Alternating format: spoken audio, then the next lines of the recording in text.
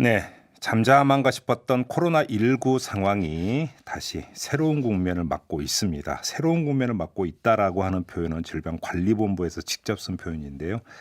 자, 29번째, 30번째, 31번째 확진자 이 세 명의 공통점이 해외 여행을 다녀온 적이 없다라는 겁니다. 기존 확진자와의 접촉도 확인되지 않은 상황인데 그래서 이거 지역사회 감염으로 가는 거 아니냐 이런 우려가 나오고 있는 상황이죠. 만약에 그렇다면 그 상황은 좀 심각해지는 건데요. 자, 이분 모시고 좀 자세히 진단을 해보도록 하겠습니다. 엄중시 가천대 길병원 감염내과 교수 스튜디오로 직접 모셨습니다. 어서 오세요, 교수님. 안녕하십니까. 네, 제가 지금 잠깐 설명 말씀드렸고 지금 또 속보가 들어온 게 있는데요. 그 대구에서 확진 판정을 받은 31번째 환자와 접촉했을 가능성이 있는 의심 환자가 어제 대구의 한 종합병원 응급실을 찾은 것으로 드러났다고 합니다. 그래서 이 응급실이 폐쇄가 됐고 이 의심 환자는 정확한 검사에 들어갔다고 하는데요. 검사 결과는 오늘 오전 중으로 나온다. 이런 지금 속보가 들어와 있습니다. 일단 좀 그 간략하게 이제 상황 판단을 좀 해야 될 것 같은데요. 상황이 얼마나 심각하다고 봐야 되는 겁니까? 이제 그 우한시 후베이성의 발원지를 중심으로 한 이 감염자의 전파 유입 상황이 네. 일주일 전쯤에 이제 끝났습니다. 그러니까 중국에 의한 위험이 일주일 전에 끝났지만 다른 지역의 그 감염자들이 계속 발생을 하고 또 주변국 특히 뭐 일본이나 싱가포르는 지역사회 감염 유행이 거의 분명해지는 상황이기 때문에 네. 여전히 이 우리나라로 환자가 유입될 가능성이 남아 있었고 그런 과정에서 우리가 확인되지 않은 감염자가 우리 사회, 우리 지역 사회에 많은 사람들에게 이 감염을 전파시킬 가능성, 그래서 지역사회 감염 유행이 일어날 가능성이 상당히 있었다고 보는데 예. 이 29번째 또 31번째 환자분들 같은 경우는 감염의 역학적 고리를 지금 찾지를 못하고 있습니다. 그러니까 지금 이제 그 동선이 워낙 길기 때문에 네. 누구를 접촉했는지가 완전 파악이 안 된다는 말씀이시죠? 그러니까 기존의 확진 환자들과의 그 연관성을 찾지 못하게 되는 경우에는 예. 앞서 말씀드린 그런 우려스러운 상황이 예. 시작되는 전조라고 볼 수가 있겠고 특히 이 그 활동이 많은 분들, 평소에 건강이 좋은 분들이 이 병을 앓기 시작한 상황에서 참고 이 많은 그 사회 활동을 하거나 이런 경우에는 접촉자가 굉장히 많이 늘어날 수밖에 없고 그렇다 보면은 실제로 이분을 통해서 확진되는 다른 환자들이 발생할 가능성이 매우 높아서 네. 대구 같은 경우는 다수의 확진자가 나올 가능성이 상당히 많습니다. 자, 일단 그럼 나눠서 한번 여쭤볼게요. 29번째하고 30번째 그 확진자는 지금 종로에 거주하고 있는 부부 관계라는 것이고요. 그죠? 그다음에 31번째 환자는 이제 대구에 사는 분인데 일단 첫째, 이 세 분이 지금 감염 경로를 찾기 위해서는 그 동선이 일단 먼저 다 파악이 이것도 지금 파악이 다 안 되고 있는 거죠. 현재로서는. 예, 확진 전까지 그러니까 증상이 시작되고 확진 전까지의 시간이 상당히 깁니다. 일주일 이상인 것으로 보여지고 네. 일주일 이상의 그 기간 동안에 실제 이 확진자분들이 어떻게 생활을 했는지를 파악하는 것은 사실 굉장히 어렵습니다. 왜냐하면 환자들의 그 기억에 상당한 오류가 생길 수가 있고 또 그것들을 객관적으로 증명할 방법이 그렇게 마땅치가 않기 때문에 네. 지금 얼마나 이 접촉자들이 많을지에 대한 그런 고민이 있습니다. 특히 이제 호흡기 증상이 있는 상태에서 만난 사람들이 얼마나 될 것인가 이게 관건이 될 것 같습니다. 또 한 가지는 그럼 감염 경로가 어떻게 되는지도 지금 완전한 그 파악이 어렵고 또 한 가지는 그러면 이분들이 어떻게 만약에 그럼 다른 사람한테 전파를 했을까도 추적하는 것도 한계가 있다. 이 얘기도 같이 성립이 되는 거죠. 네, 맞습니다. 그럼 지역사회 감염이라고 하는 이 표현을 그럼 간단히 이야기를 하면 어쩌면 무차별적인 전파와 확진자가 한꺼번에 많이 늘어나는 이런 상황을 염두에 두고 지역사회 감염이라는 표현을 이해를 하면 되는 겁니까?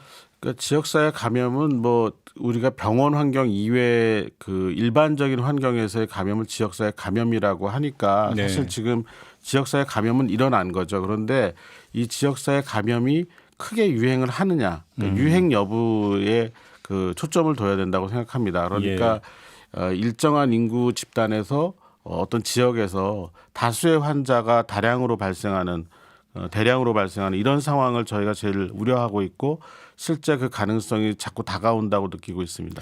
하나만 여쭤볼게. 이 31번째 환자 있잖아요. 이제 병원에 갔고 의사가 그래서 코로나19 의심을 해서 검사를 이야기를 했더니 이틀 동안이나 거부를 했다는 거 아닙니까?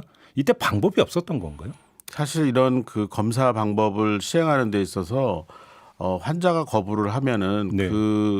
거부 의사를 존중하지 않고 강제성을 가지고 검사를 할 방법은 없습니다. 그래요? 네, 그래서 아마도 이 환자분께서 뭐 어떤 특정한 이유가 있든지 아니면 실제 뭐 여행력이나 이런 게 본인이 없다 보니까 네.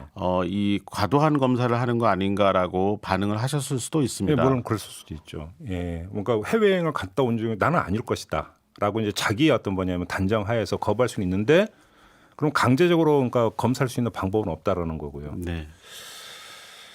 알겠습니다. 아무튼 질병관리본부는 그 새로운 국면을 맞고 있다고 표현을 했는데 그러면 새로운 대처법이 나와야 되는 거 아니겠습니까? 어떻게 해야 되는 겁니까? 예, 지금 그 1차 유행 위기를 어쨌든 뭐 비교적 성공적으로 마친 다음에 네. 이런 그 지역사회 감염 유행의 상황을 고려를 해서 방역 당국하고 전문가 단체들이 계속 이야기를 해왔습니다. 어떻게 이제 이 다음 단계를 갈 것이냐. 지금까지가 유행 지역을 다녀온 여행력을 중심으로 해서 검역과 선별진료소를 통한 확진 검사를 진행을 해서 방역을 해왔다 그러면 네. 이제는 확진 검사를 아주 광범위하게 적용을 해서 많은 사람들이 확진 검사를 받도록 하는 진단 중심의 방역 체계로 완전히 체계를 바꿔야 되는 상황이고요. 네. 이 과정에서 특히 이제 의료기관에 고위험군 환자들이 많이 입원해 있으니까 의료기관을 보호할 수 있는 그런 독립된 호흡기 발열 진료소를 운영을 하고 또 폐렴 환자들 같은 경우에도 선제적으로 격리를 하고 확진 검사 결과를 보고 격리를 해제하는 이런 좀 그 피해를 최소화하는 전략으로 나가야 되는 상황이 되겠습니다. 그러면 혹시 그 지정병원 말고 그냥 일반 병원에까지 진단 키트 보급을 해서 거기서 의심이 있으면 바로 진단할 수 있는 이런 시스템까지 가야 된다고 보세요? 이게 상당히 좀 그 가장 어려운 부분인데요. 네. 실제로 이게 진단 키트라고는 하지만 특별한 장비가 있어야 됩니다. 그리고 예. 이 그 검체를 채취하는 과정, 그러니까 객담이나 아니면 그 비인두라고 해서 그 코 뒤쪽에 점막을 도말하는 과정에서 비말이 쏟아져 나오기 때문에 안전한 환경에서의 검체 채취가 필요하고 이것도 기술이 좀 필요합니다. 그래서 보급이 그렇게 간단하지는 않습니다. 아하, 그래요. 또 그런 이게 이제 기술적으로 또 그런 어려운 문제가 있군요. 네. 알겠습니다. 지금 0335님이 이런 그 문자로 질문을 주셨는데요. 지역사회 감염이라면 우리도 러시아처럼 중국인의 입국을 완전 차단해야 하지 않을까요? 이런 질문을 주셨는데요.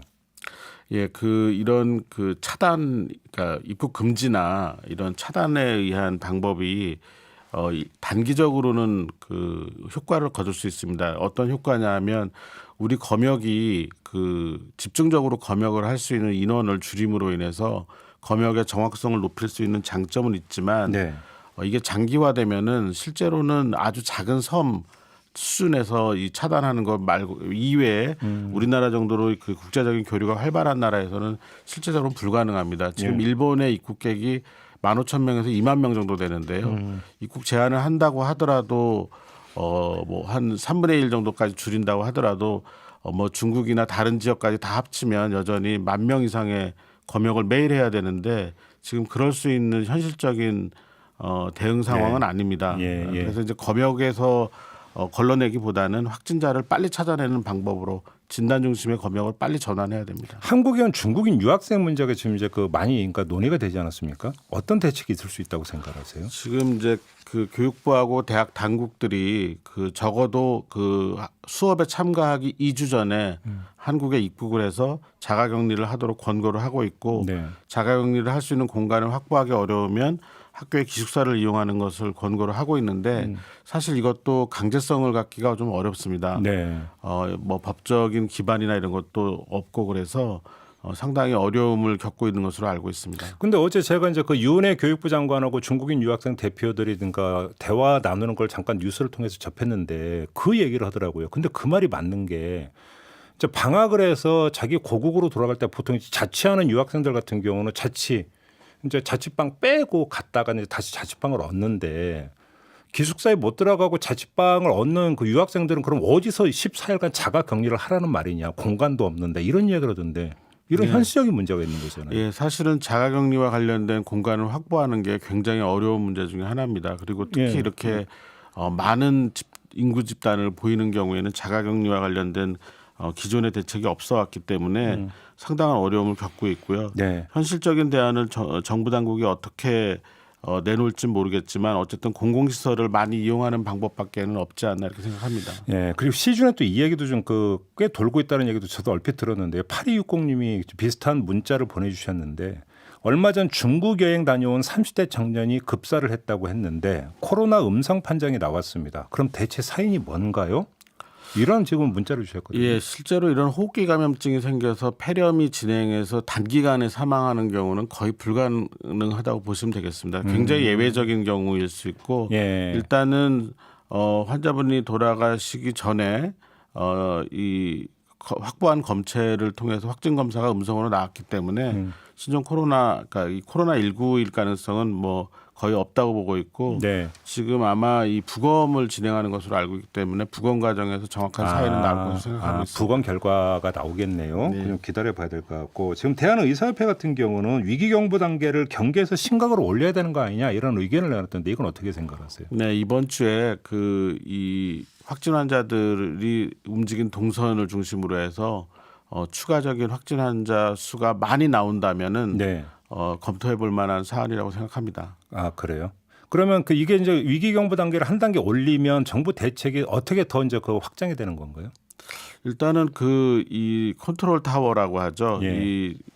이 방역과 관련된 그 결정권을 가진 분들이 이제 실제적으로 총리 수준으로 올라가게 될 것 같고요. 네. 그리고 실제로 이제 이런 심각 단계가 돼서 대규모의 유행이 발생을 하면 뭐 이동 통제나 이런 것들을 지역적으로 시행할 수 있는 그런 근거가 되기도 합니다. 그래요? 그 조치를 취할 수 있습니까? 그리고 모든 공공의료기관하고 민간 의료기관 중에서도 일부 이런 방역 단계에 지정이 된 병원들은 이제 꼭 입원을 해야 될 분들을 제외하고 다 소개를 한 다음에 네. 환자들을 받을 수 있는 그런 체계로 돌아갈 수 있는 그런 상황이 되겠습니다. 알겠습니다. 지금 4287님이 폐쇄된 대학 응급실 인근에 사는데 전파 경로를 몰라서 더 무서워요. 이 대구는 초비상입니다. 되도록 밖에 안 나가는 게 낫겠죠? 불안해요. 이런 의견을 주셨고요. 0739님 이걸 종합을 하는 의견 비슷하게 주셨는데 자, 지역에 확진자가 다수 나오면 그 지역 주민은 생활을 어떻게 하는 게 좋을까요? 이동에 제한을 해야 할까요? 이런 거 질문을 주셨네요. 실제로는 이게 개방된 공간에서 감염은 잘 일어나질 않습니다. 그러니까 이게 밀폐된 공간 또 아주 그 확진자와 가까이 근접했을 때 네. 특히 이제 호흡기 증상을 나타내면 예. 그때 이제 감염이 전파되는 거기 때문에 예. 개방된 공간에 대해서는 비교적 안전하다라고 생각을 하시는 게 좋겠고 이런 밀폐된 공간을 나가야 되는 경우에는 마스크 착용을 하고 네. 뭐 손위생 같은 거에 좀 더 신경을 많이 쓰시면 아직까지는 좀 안전하게 다니실 수가 있습니다. 예. 혹시 이 코로나19가 그 기온하고도 좀 상관성이 있다 이런 연구 결과가 좀 나오는 게 있습니까? 아직 이 코로나19와 관련돼서는 그 기후와의 관계성은 확인하기가 어렵습니다. 왜냐하면 이제 한 3개월 정도밖에 안 됐고 이 특정한 그 겨울철만 지금 경험을 하고 있죠. 그렇지만 코로나 바이러스의 특성상 이게 주로 겨울에 그 활성도가 높아져서 호흡기 감염증을 많이 유발을 하고 네. 이제 따뜻해지고 여름이 되면 활성도가 낮아져서 감염 환자가 많이 안 생기는 점을 고려를 하면 가능성은 있다고 봅니다. 가능성은 있다. 네. 예. 근데 이것도 뭐 현재로서 이제 가설인 상황이니까. 알겠습니다. 자, 엄중식 교수 모시고 뭔가 도움 말씀을 좀 들어봤는데요. 안심할 단계는 전혀 아니고 오히려 경계를 더 해야 되는 이런 상황이 됐다. 이렇게 좀 정리를 해야 될 것 같습니다, 교수님. 네, 그렇습니다. 알겠습니다. 오늘 도움 말씀 고맙습니다. 감사합니다. 네, 지금까지 엄중식 가천대 길병원 감염내과 교수와 함께했습니다. 이슈의 핵심을 꿰뚫는 예리한 시선, 믿고 듣는 진품 시사, 김종배 시선 집중.